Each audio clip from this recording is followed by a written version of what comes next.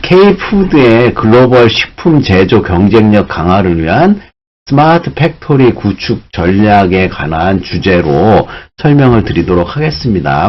이 내용 안에는 뭐 스마트 팩토리에 관련된 사례도 있고 그런데요. 양인석 박사가 학위 논문 쓰는 내용을 축약을 해가지고 국제상학회 학술대회에서 발표한 자료를 바탕으로 제가 핵심 위주로 25분 내외로 여러분들한테 설명을 드리려고 자료를 준비했고요. 제가 이제 지도를 하면서 많은 학생들이 이제 석사과정도 그렇고 박사과정도 그렇고 처음에 논문 쓸 때는 굉장히 막막하고 어떻게 써야 될지 모르고 막 그러잖아요. 일단 관심 주제를 정해갖고 여러분들이 작은 그 주제 안에서 살도 붙이면서 뭐 이렇게 하면은 어느 순간 힘들었지만은 논문이 완성되고 학술지 논문 게재하고 그 다음에 이제 박사학위 논문까지 완성이 되거든요. 그래서 이제 지도교수랑 주제에 관련돼 갖고 잘 상의를 해보고 주제 상의하기 전에 무엇보다도 수업 시간이라든지 논문을 많이 찾아 읽어야 돼요. 관심 주제로. 그래서 제 유튜브 영상에 논문 찾아보는 법이라든지 관심 주제, 프로포절 만드는 거 다 영상이 있으니까 여러분들이 확인을 해 보시고요. 양인석 박사의 그 국제상학회 발표 자료를 중심으로 설명을 한번 드려보도록 하는데 서론에는 기본적으로 연구의 배경과 목적이 들어가겠죠. 2장에는 스마트 팩토리 이론과 글로벌 식품산업 현황에 대해서 설명을 드리고 3장에서는 K푸드 식품기업 글로벌 진출 현황에 대해서 사례 중심으로 설명을 드리도록 합니다.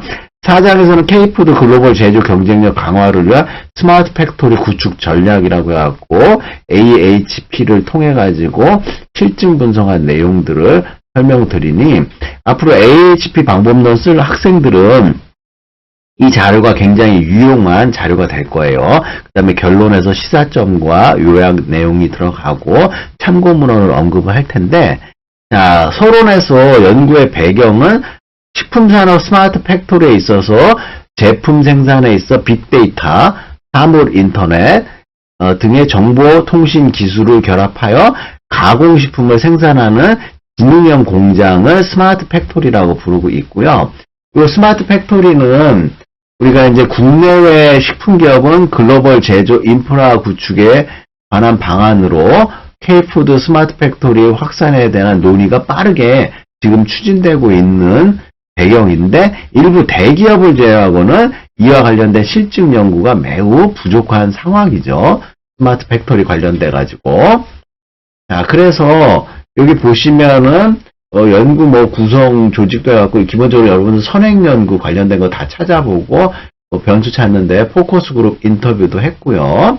그다음에 초기 제품 전략 제품을 수출하고 권역별 제조 인프라 거점 M&A 뭐 제조 기지 건설이라든지 그다음에 스마트 팩토리 구현을 위한 K푸드 제조 경쟁력으로 확장이 됐고 이제 이 논문의 중요 핵심인 스와트 AHP 분석을 통해 갖고 우선순위 경쟁력 파악한다면서 구체적인 전략 과제를 도출하는 내용을 설명하고 있는데요.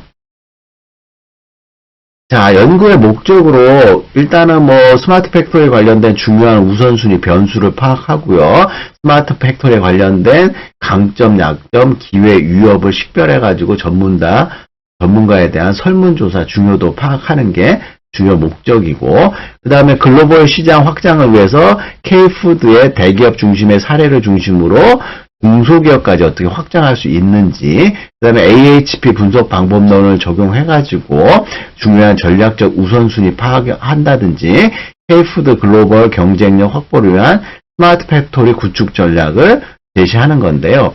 이렇게 함으로써 글로벌 시장 진출에 하려는 식품기업의 K푸드 스마트 팩토리 구축 전략을 실행하기 위한 제조 프로세스 및 디지털 전환을 도모하고 K푸드 식품기업들에 대한 도움을 줄 수 있으며 실무적 시사점과 발전 방향을 제공해서 향후 관련 연구에 대해서 논의를 확장하는 게 본 연구에 기대하는 목표다 이렇게 얘기를 할 수가 있죠. 그래서 이제 이런 그림 같은 경우에도 우리가 스크립트를 주면은 냅킨이라는 AI를 쓰면 이쁘게 이렇게 그림이 나오거든요. 그래서 이제 나중에 기회가 되면 AI 프로그램 쓰는 거 릴스라든지 냅킨 뭐 이런 것들 좀 활용해 보는 영상도 좀 만들어 볼게요. 그래서 스마트 팩토리 이론과 글로벌 식품 산업의 현황에 대해서 좀 설명을 드리자면은 기존의 스마트 팩토리에 관련된 이론적 연구가 굉장히 많이 돼 있거든요. 그래서 이러한 이론적 배경을 바탕으로 스마트 팩토리 공장의 정의를 보자면은 이제 그 비교적 최근에 2022년도에 된 문헌 연구를 중심으로 스마트 팩토리는 제4차 산업혁명의 핵심 기술인 사물 인터넷, 빅데이터, 인공지능, 클라우드, 가상물리 시스템 등의 기술이 생산 과정에 전반에 적용되어 제품 설계에서 고객으로 전달되기까지의 모든 정보가 연결되어 실시간으로 최적화된 공정을 도출하는 지능형 생산 공정을 우리는 스마트 팩토리라고 이렇게 손영진 요 분이 주장을 하고 있죠.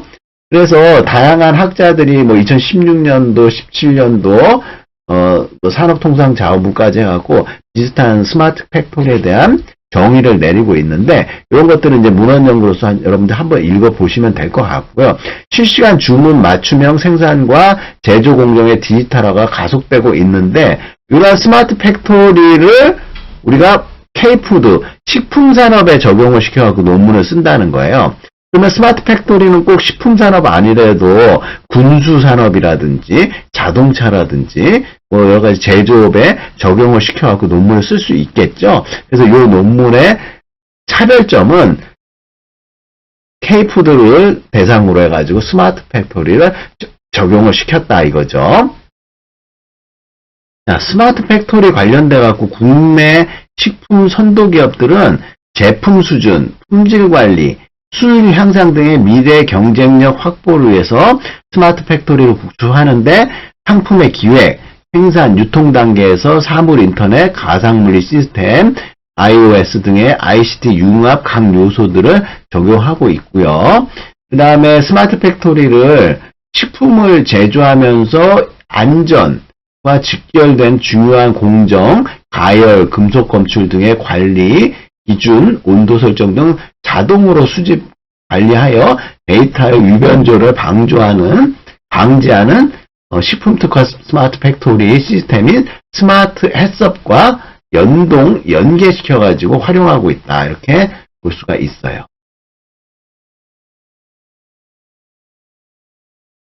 자, 논문 쓸 때 가장 시간이 많이 들어가고 공을 들여야 되는 부분 중에 하나가 대부분 2장의 이제 선행 연구거든요.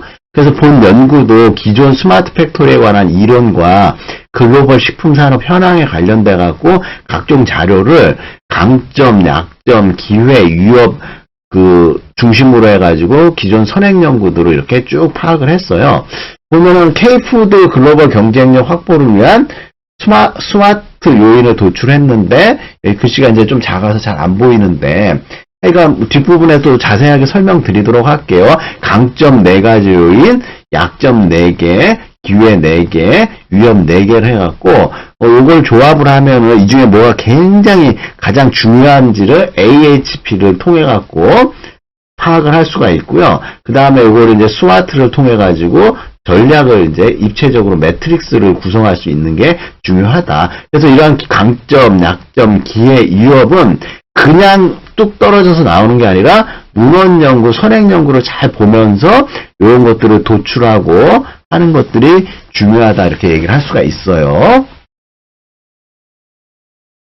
글로벌 식품 산업의 구조를 분석하기 위해서 마이클 포터 교수의 경쟁 전략에 보면은 이런 공급자라든지 구매자, 대체제, 잠재적인 진입 기업을 통해 갖고 산업 내 경쟁 강도라든지 기업 간의 기존 강도가 식품 산업의 글로벌 경쟁력을 나타내는데 K푸드 산업에서 중요한 인사이트는 인구 소멸의 상황과 국내 식품 산업의 어려움을 극복하고 세계화 진출 전략이 중요한 시점에 K콘텐츠에 힘입은 K푸드 세계화 확장을 추진하고 국내 운영의 우수성을 반영한 K푸드 스마트 팩토리 글로벌 권역을 구축해서 식품 산업의 구조를 반영하고 지역화를 추진하는 전략을 시행하는 것이 적절하다고 이렇게 주장을 할 수가 있는데요. 3장으로 넘어와서 이 분량이 좀 많아갖고 시간 관계상 다 할 수 있을지 모르겠는데 K푸드 식품기업의 글로벌 진출 현황을 간단하게 말씀드리자면은 K푸드는 한국 음식의 약자로 한식의 재료, 그 다음에 한식, 가공 관련돼 가지고 우리가 K푸드라고 할 수 있는데요. 여기 보시면 K푸드의 식품산업 현황으로 2021년도 농림수산식품 글로벌 수출액이 전년도 15.2% 증가했고요. 그 다음에 수출 품목에는 라면, 기타 제조품, 김, 기타 음료, 소스, 그 다음에 제조용 이런 것 순으로 있죠. 그래서 라면이 꽤 많이 증가하고 있고요. 김이 요즘에 이제 바다의 반도체라고 불리고 있잖아요. 그래서 원초를 이렇게 수출을 해가지고 그 태국이나 이런 데서 또 김 스낵을 또 만들기도 하고 우리나라에서 자체적으로 미국에 수출하는 스낵들도 많이 있죠. 그래서 이제 김 관련돼 갖고는 제가 김 산업의 글로벌 경쟁력 해가지고 논문 쓴 것들이 좀 있으니까는 여러분들이 좀 찾아보시면 도움이 될 거다 이렇게 판단할 수가 있고요. 그 논문 쓰는 게 뭐 별건가요? 여기서 뭐 라면을 주제로 해가지고 실증 분석을 한 꼭지 뽑아낼 수도 있고요. 아니면 소스 중심으로 해갖고 이 소스도 지금 뭐 된장 소스, 간장 소스, 칠리 소스 다양한 소스들이 있잖아요. 델리 소스라든지 이런 거에 대한 특화를 시켜갖고 경쟁력 하는 것도 있고요. 그 다음에 건조한 김이라든지 김치, 커피 믹스, 베이커리 요 하나하나 꼭지가 다 세부적으로 보면은 논문의 주제가 될 수가 있다 이렇게 얘기를 하고 그 다음에 이제 그 생산 실적을 한번 좀 볼까요? 2023년도에 생산액이 108조 5천억 가까이 되는 거예요. 어마어마하게 많죠. 연도별 생산 실적이 이렇게 쭉 나오는데 여기 보시면은 1위가 이제 CJ 제일제당이고 롯데칠성, 농심 생산액이 이렇게 나오고 있는데 이 금액들이 굉장히 많고 여기 이제 국내 판매, 수출액 이런 것들 좀 파악해 볼 수가 있죠. 그래서 이 글씨들이 이제 나중에 잘 보일지 모르겠네요. 금액은 뭐 단위가 안 나와 있지만은 우리가 총 108조 5천억 정도 치면은 이 금액들이 뭐 어마어마하게 몇 조 원 단위라는 거 알 수가 있고요. CJ 제일제당, 롯데칠성, 농심, 오뚜기, 화이트진로, 그 다음에 삼양사, 대상, 삼양식품 주식회사, 동서식품, 파리크라상 이런 많은 그 22 기업들을 여러분들이 다 보면 알 수 있는 기업들이 포진을 하고 있네요.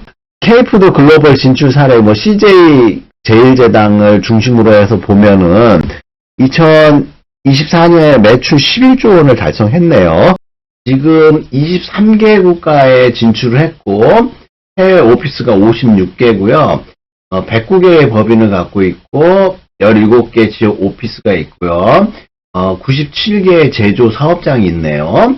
그 다음에 3개의 R&D 센터를 보유하고 있는데 여기 보시면은 1962년에 첫 설탕 수출했고 91년도에 식품회사로서 1조 클럽 가입했네요.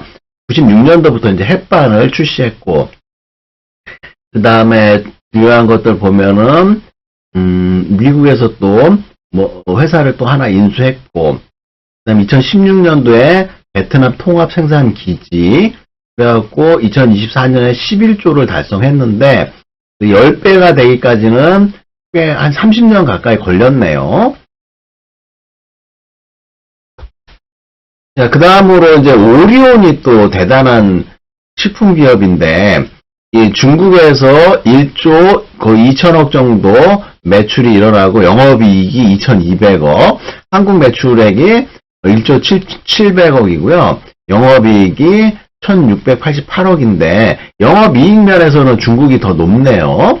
그리고 이 초코파이 하나 가지고 어마어마한 매출을 올리고 있고 특히 베트남, 러시아 이런 데 이제 영업이익과 이런 것들이 꽤 높게 올라가고 있다. 그래서 이 오리온 초코파이에 관련된 국제 경영 사례는 찾아보면 굉장히 많이 있죠. 그 브랜드 명이라든지 제 그 국제 마케팅 서론 사례에도 활용하고 있는 기업이다. 이렇게 말씀을 드릴 수가 있어요.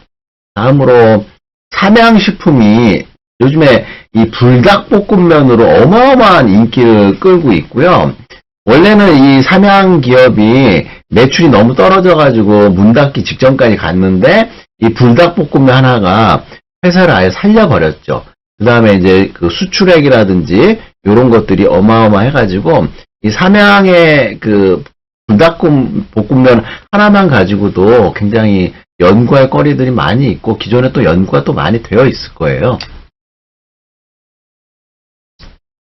자, 그 다음에 글로벌 식품기업 현황에 보면 1위가 보면은 식품 순위에 있어서 요 기업인데 생소하죠. 에나이저 부시 인베브 해가지고 요 기업은 이게 벨기에 기업으로서 맥주 회사가 이렇게 많은 매출액을 하고 있는데 단위가 10억 불이니까는 와 어마어마하네. 560억 불? 그죠?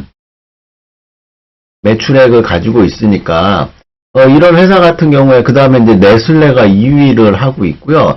그래서 우리가 주요하게 보는 사례들이 네슬레, P&G, 아지모토로 하는 일본 기업들을 위주로 해갖고 설명을 드리고 있고 이런 쟁쟁한 기업들이 있는데 우리나라 CJ 같은 경우 세계 57위, KTNG 81위, 그다음에 CJ 해가지고 글씨가 잘 안 보이는데 뭐 요런 기업들이 해갖고 86위를 차지하고 있네요.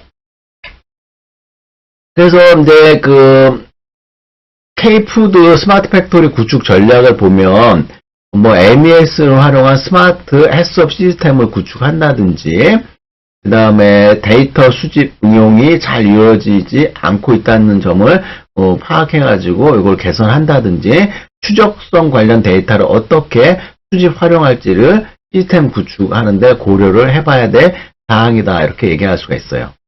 그래서 이러한 세 가지를 가지고 냅킨에서 그림을 그려달라고 해가지고 그림을 그렸으니까 이런 것들을 좀 고려를 해봐야 되는데 뭐 스마트 팩토리 이제 구축하는 데 있어서 식품업계에서 스마트 팩토리를 구축하게 되면 기대 효과로 생산성을 올릴 수 있고요.